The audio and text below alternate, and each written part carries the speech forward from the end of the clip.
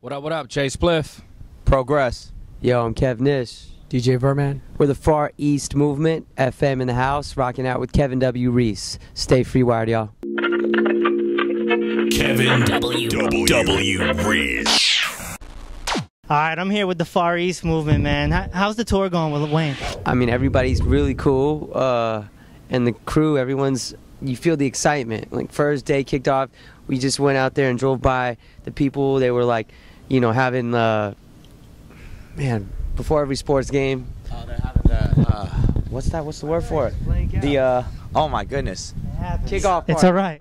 No, That's not it. No, we got to get this. It's the tailgate. Tailgate, okay. There's a lot of folks out there getting ready. Yeah, that's when you know it's good. When people tailgate before something, that means like they're amped, they're ready, they're pre-partying, they're gonna come in here ready to get down. So Weird though. There's a lot of smoke, like there be barbecues, but there's no barbecue.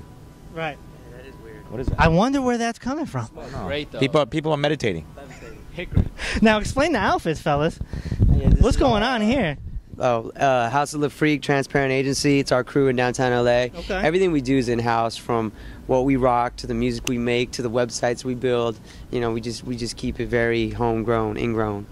Now it's funny because a lot of people think that you guys are new. You guys have been around for a little bit, and I remember hearing your music on a lot of movies and television shows. You guys were getting those placements, Entourage, Yeah.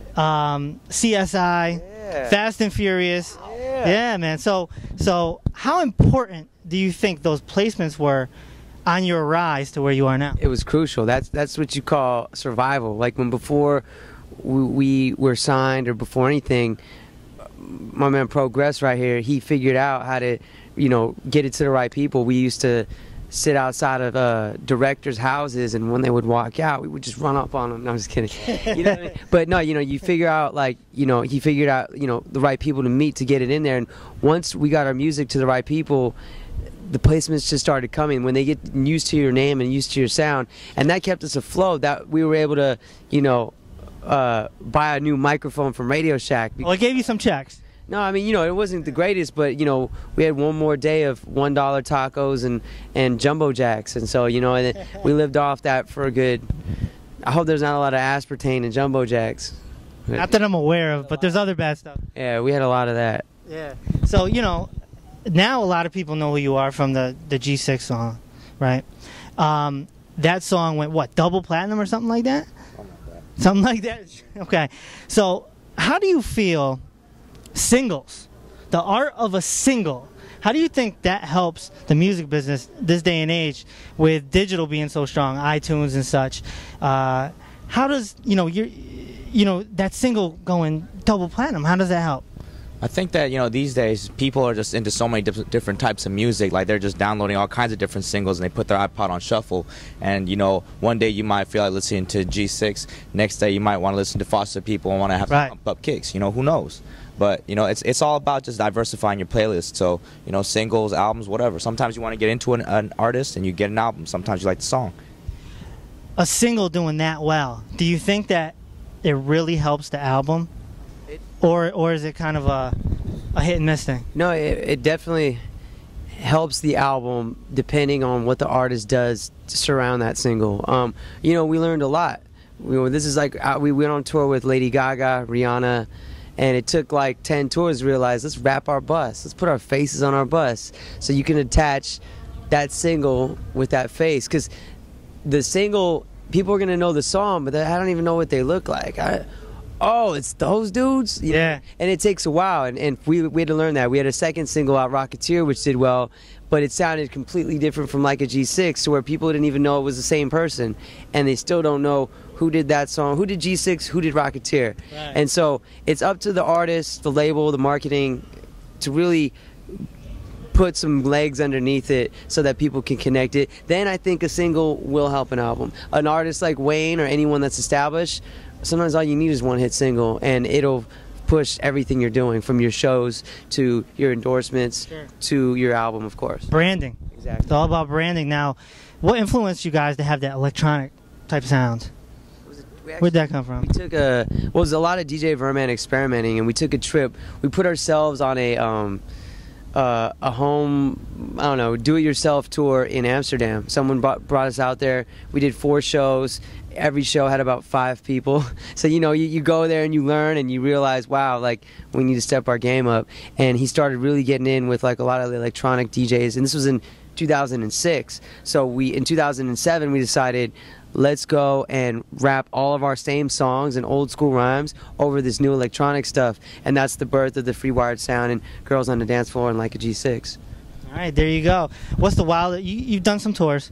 Wildest thing you've seen on tour? Wildest thing that I've seen on tour. Rack the brain. What you got? I've seen a grandma lift up her shirt. Really? And show them. Like, have you seen something? Is that why you're wearing the glasses? Yeah. One eye is just out now. So you know that movie, Something About Mary? Yeah. Yeah, it would look like that. Oh, wow. How about you guys? What have you guys seen? Man, well, I mean, at the end of the night, we usually get a party on, so I don't really remember much. Yo, I've seen this guy jump off stage, and he was so into the moment, he didn't realize he jumped off into a group of girls, and they couldn't hold him up. So you see all these hot chicks just bam hit the floor and like all messed up, and yeah, that got bruises on my back, man. But I mean, it is what it is. Sometimes you surf, sometimes you turf. It is what it is. Now, before you decide to jump out there, what's going through your head? Are you just feeling the music and it's just impulsive, or are you saying, okay, that side looks alright. I'm gonna jump on them in 5 minutes. You never know. Like you got to check the crowd, see who looks like they can hold you up, who's really wild and getting down with it. Because sometimes like you got crowds that just want to bounce with their music. They don't want to like have a dude jump all over them and stuff. So I mean, it really depends on the mood. And sometimes you just feel it and you get in there. And sometimes you make a mistake and you jump into a crowd full of 15-year-old girls and you fall on your back. Wallet or no wallet? Because couldn't you get it picked? I take my shades off. I take my chain off. You prepare. Take my shoes You prepare. It's like going in the pool. Yeah. someone stole his shoes one time. Yeah, he had no Shoes off before everyone. I take my suspenders off. I mean, I come prepared. All right, man. We're learning a lot here with the Fareast Movement. What's next for you guys? You're on tour with Wayne. What comes after this? Well, we just dropped a new single, which was a mashup. Much respect to the Beastie Boys that we really grew up. Classic. Yeah, we sampled So What, and we want to thank them for letting us do that. And so we just dropped a video for it. It's been starting to pick up, so we're gonna officially start pushing it. And from then, we are working on new music as we speak on this tour. We got a second bus. We'll just be working on music every day. 5 years ago, did you ever think that you'd be doing music with the Beastie Boys and on tour with Wayne? No, never. We're very grateful. Thank you to God and thank you to everyone that's listening. I mean, you're the reasons why we're here. And I mean, every day, you know, we're just very grateful. We should do a thank you tweet every day. People can apply it to themselves. What's the Twitter? At Fareast Movement. There you go, Fareast Movement. We're here, the Lil Wayne tour, having a good time. I appreciate your time, fellas. Thank you. Absolutely. Thank you. Kevin W Reese.